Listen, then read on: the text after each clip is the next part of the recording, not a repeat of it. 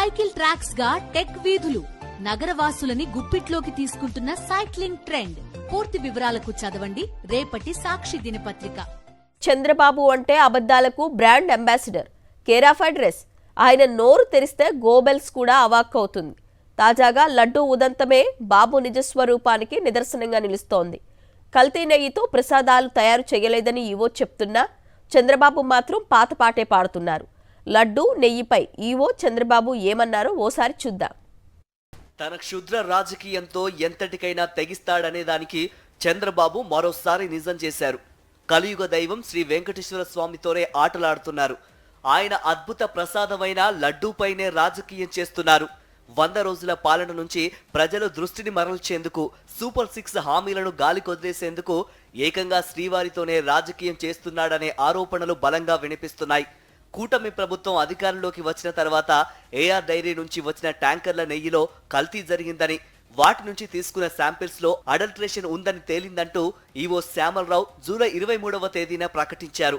అందులో vegetable fat అంటే వనస్పతి కలిసిందని తెలిసిందన్నారు. ఆ సప్లయర్ ను బ్లాక్ లిస్ట్ చేసేందుకు షోకాజ్ నోటీసులు ఇచ్చామని, 2 ట్యాంకర్లను రిజెక్ట్ చేశామని ఈవో తెలిపారు. అయితే 100 రోజుల పాలన సందర్భంగా ప్రజల దృష్టిని మరల్చడానికి చంద్రబాబు 2 నెలల క్రితం ఎన్డీడీబీ నుంచి వచ్చిన రిపోర్ట్ను తెరపైకి తీసుకువచ్చారు.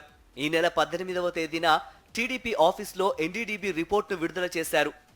వెంకటేశ్వర స్వామి దగ్గర పెట్టే ప్రసాదం అపవిత్రం చేసే విధంగా నాసిరకమైన ఇంగ్రీడియంట్స్ వాడారన్నారు.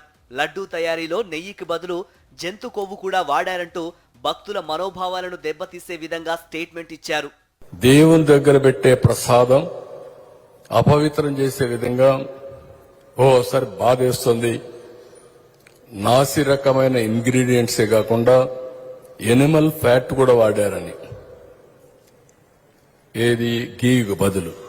అయితే బాబు ఇచ్చిన వివాదాస్పద స్టేట్మెంట్ తర్వాత 2 రోజులకు ఈవో శ్యామలరావు మళ్లీ మీడియా ముందుకు వచ్చి నెయ్యిపై అసలు నిజాన్ని చెప్పారు. అడల్ట్రేటెడ్ నెయ్యి అని తేలిన 4 ట్యాంకర్లను పక్కన పెట్టామని, రిపోర్టు క్లియర్ కాకపోవడంతో వాటిని రిజెక్ట్ చేశామన్నారు. వాటిని తిప్పి పంపించేశాం, సరఫరాను నిలిపివేశామని చెప్పారు. అంటే ఆ 4 ట్యాంకర్లను వాడలేదనేగా అర్థం. నిన్నటి ప్రెస్ మీట్ లో మరోసారి బాబు అడ్డంగా దొరికిపోయారు. కల్తీ జరిగిన నెయ్యిని ఎక్కడ వాడారన్నది అప్రస్తుతం అంటూ చంద్రబాబు తప్పించుకునే ప్రయత్నం చేశారు. ఏఆర్ డైరీ నెయ్యిని తిరుమల శ్రీ వెంకటేశ్వర స్వామి ప్రసాదంలో వినియోగించారా లేక దేనికోసం ఎక్కడ వాడారు అన్నది అప్రస్తుతం అంటూ మాట మార్చారు.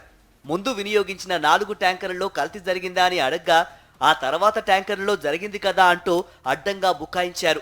తన తప్పుడు ప్రచారాన్ని సమర్థించుకోవడానికి ఆపసోపాలు పడ్డారు. వెంకటేశ్వర స్వామి కలియుగ దేవుడికి ఎలాంటి అపచారం, ఆ గీ అయితే వాడారు, ఎక్కడ వాడారనేది ఇంకొక విషయం. గీ అయితే వాడారు, ఆ గీలో ఉందా అంటే నెక్స్ట్ వచ్చిన గీలో ఉంది. Same continuation. బాబు పదే పదే అబద్ధం చెబుతున్నారని ఈవో మాటలు చూస్తుంటేనే ప్రజలకు అర్థమవుతోంది.